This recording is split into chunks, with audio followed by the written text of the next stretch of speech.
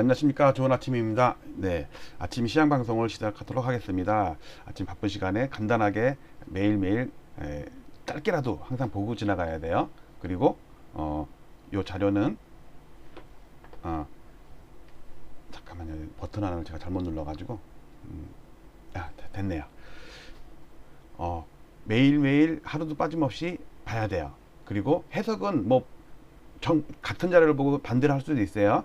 지금 오르고 있으니까 계속 오를 것이다 이렇게 하는 사람도 있을 거고, 지금 오르고 있지만 곧 빠질 것이다 이렇게 해석하는 사람도 있어요. 어쨌든 리얼 데이터를 보자 이거죠. 그러니까 호가 말고 실거래가, 물론 이게 한 2주 3주 정도 늦어요. 그러니까 한 달 정도 늦지만 그보단 짧고 한 2주에서 3주 정도 늦게 나오는 거예요.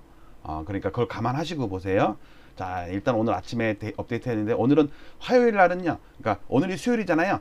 월요일은 신고를 많이 안 하고 화요일 날 신고들을 많이 해요. 그러니까 수요일 날 업데이트가 많이 되겠죠. 그래서 7월 달에 업데이트가 좀 더 됐습니다. 물론 20일밖에 안 됐지만 그래도 아예 거래가 없던 것보다는 많이 됐어요. 그래서 전체적으로 노도강은 여전히 세고요. 금강으로 좀 쉬고 있네요. 성북구, 동대문구, 중량구, 은평구. 그러니까 노도강 이쪽이 상당히 강한데 아직 그 기조를 유지하고 있고요. 강동구, 그다음에 마포구, 서대문구 이쪽, 그다음에 영등포, 동작구 이쪽도 조금 플러스예요. 7월달 들어서 성동, 광진구는 보합, 그다음에 강남구도 보합이네요. 근데 보합이라는 게 신고가 안 돼서, 덜 돼서, 한두 건밖에 안 돼서 보합일 수도 있는 거고요. 시가총액 죄송합니다. 반영 비중에 따라 지수가 결정되는 거라서, 예를 들어서 용산구는 한 건도 거래가 안 됐어요. 근데 용산구는 4개 아파트밖에 안 돼요. 100등 안에 드는 아파트가 몇 개 안 돼가지고 송파구 조금 강하고요. 양천구는 뭐 지난달도 그렇고 이번 달도 그렇고 아주 좀 미미하네요. 그렇게 됐고, 경기도 주요 지역은 등락이 상당히 엇갈리네요. 여기 보시면 용인, 수지, 산본, 평촌 이쪽은 강한데, 여기서 수원, 광교가 톡 빠지고, 일산이 좀 빠지고요. 광명도 좀 안 좋고, 성남, 분당도 안 좋고, 분홍색, 하남이 상당히 많이 빠지네요. 경기 가천은 지난달에 그래도 꽤 빠지고 이번 달에는 상승폭이 미미해요. 이런 걸로 넘어갈게요. 지금 400개 아파트 중에서는 137개 신고됐고요. 서울 400개 아파트 중에. 경기도 110개 아파트 중에서는 131개 요 정도 신고됐어요. 이제 막 신고가 되기 시작했죠. 이거를 6월달, 7월달 2달치만 보면, 왜냐면 지금 6월달과 7월달이 계속 신고가 되고 있거든요. 6월달은 거의 신고되는 끝물 60일의 집계 기간 중에 이제 열흘밖에 안 남았죠. 그 다음에 7월달은 60일의 집계 기간 중에 20일이 지났어요. 아직 40일 남았어요. 그러니까 6월달 왼쪽 서울 6월달과 오른쪽 6월달, 이거는 거의 굳어진, 여기서 오르면 조금 정도 더 오를 수 있고요. 이제 7월달이 막 신고가 되기 때문에 이제 지금보다는 상당히 변화가 심할 거예요. 뭐 경기도만 봐도 마이너스가 많았다가 또 플러스로 좀 바뀌기도 하고, 그다음에 서울 쪽은 조금씩 다 플러스가 좀 증가시키고 있네요. 자, 거래를 보겠습니다. 위에는 매매 거래 건수, 밑에는 전세 거래 건수. 오늘 우리는 매매 거래 건수만 주안점으로 보자고요. 각 구별로 상황은 이런데, 이걸 합쳐놓으면 파란색 5월달은 확정된 거 4,750건, 6월달은 진행 중 3,640건, 7월달도 이제 막 진행 중 691건. 7월달. 자, 이거를, 이 데이터를 가지고 시뮬레이션 해보면 6월달과 7월달에 최종적으로 얼마 정도 계약이 신고될 것이다 라고 추정할 수가 있겠죠. 자, 시뮬레이션 한 게 이겁니다. 6월달 거는 거의 변동이 없어요. 왜냐면 6월달 이제 한 열흘 남았거든요. 열흘. 지금 50일 신고됐고 50일 동안 취합이 됐고 열흘 정도 남은 기간이니까 어저께 비해서는 조금 더 늘었네요. 시뮬레이션 해보면 4,041건으로 나와요.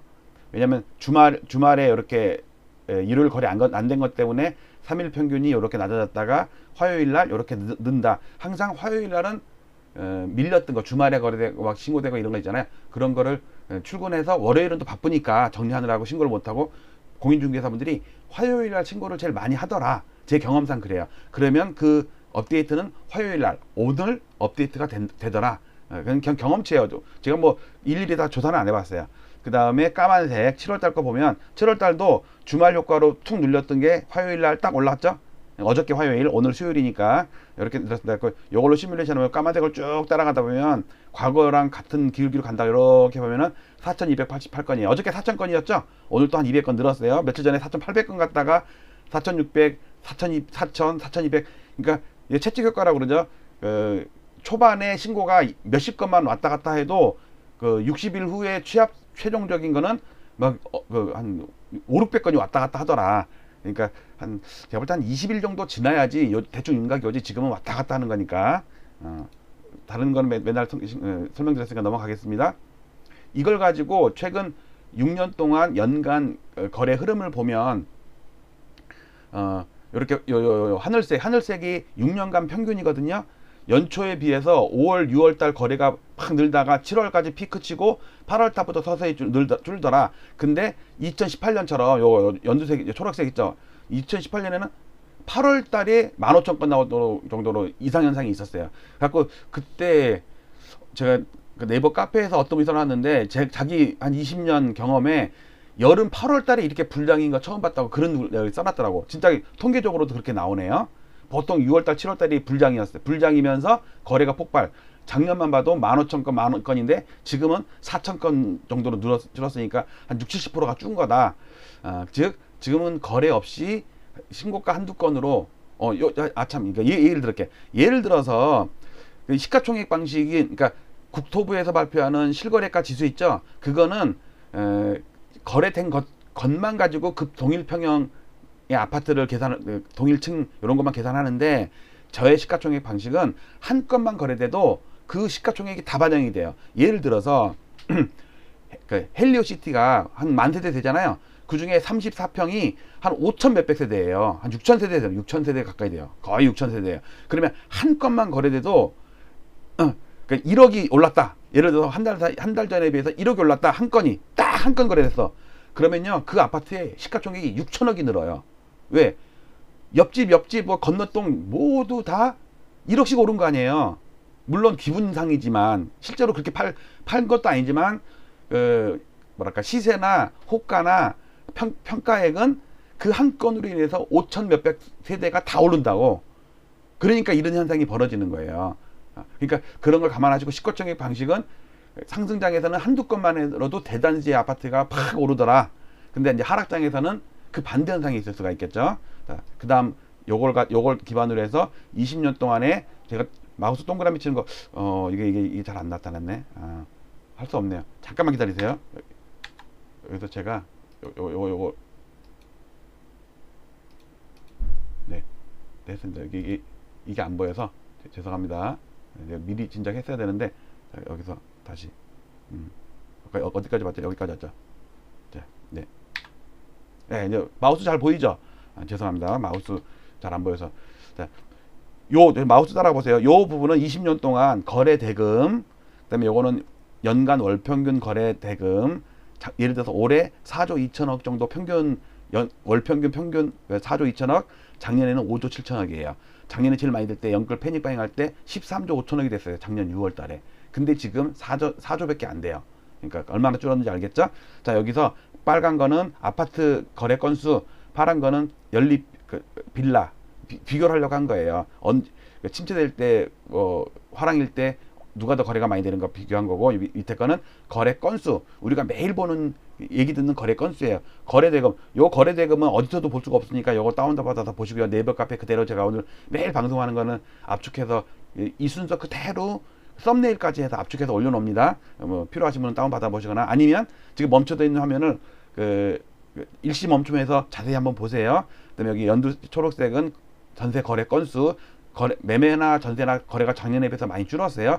근데 전세 거래 건수는 그렇게 많이 안 줄었는데 매매 거래 건수가 많이 줄었어요.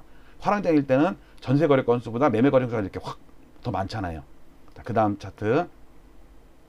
자, 요거는 방금 전에 본 22년 동안의 차트를 1년 단위로 끊어서 본 거예요. 거래량을 위주로 본 거예요. 왜냐면 상승이 계속 지속되는데 이게 언제 하락으로 돌아설 거냐, 힘이 약해질 거냐, 그거를 파악할 수 있는 거는 거래 건수가 점점 줄어들면서 상승 각도가 줄어드는 거예요. 지금 많이 올랐지만 그 오랫동안 올랐지만 많이 오른 건 아니거든요. 과거에 비해서 그 차트를 보는 게 요건데, 요거는 설명 안 하고 넘어갈게요. 이거 매일 매개 드리고 일주일에 한 번씩 제가 주간 단위 브리핑할 때 보는 거니까 2000년 이후에 1데이터와 주간 보조지표, 이건 10년 동안 여기는 감정원까지 같이 포함된 거, 4년 동안 제가 설명드린 건 이걸로 잠깐 설명을 드릴게요. 방금 전에 본 세 차트는 기간이 너무 길어서 눈이 잘 안 보여. 근데 이걸 갖다 1년 반으로 잘라서 보니까 수치까지, 여기 여러분들 요런 수치까지 보이죠? 수치 여기 요거 예를 들어서 이게 KB의 전세 수급 지수가 171.19로 한 1포인트 정도, 아니 한 0.4 정도 줄었다.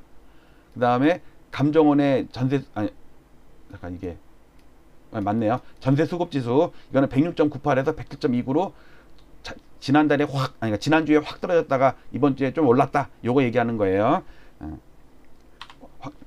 확대 안 해도 이 정도로만 보이죠.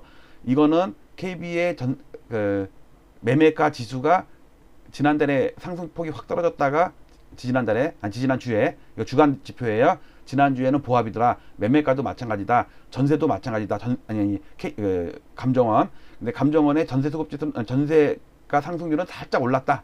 그리고 이건 1데이터입니다. 1데이터 계속 연결하니까 매일매일 연결한 거예요. 최근 7월달 이렇게 신고되면서 이제 보합에 있다가 좀 오르고 있죠. 기존의 상승 추세를 계속 유지하고 있습니다. 근데 이거를 이거는 한 2, 3주 지난 데이터들이 올라오는 거고, 요게 매매가 지수예요. KB 계속 오르고 있죠. 지금 뭐 거의 한 100주 올랐나요? 이건 전세 지수. 이건 그다음에 이건 매매 전세 수급 지수가 꺾인 거.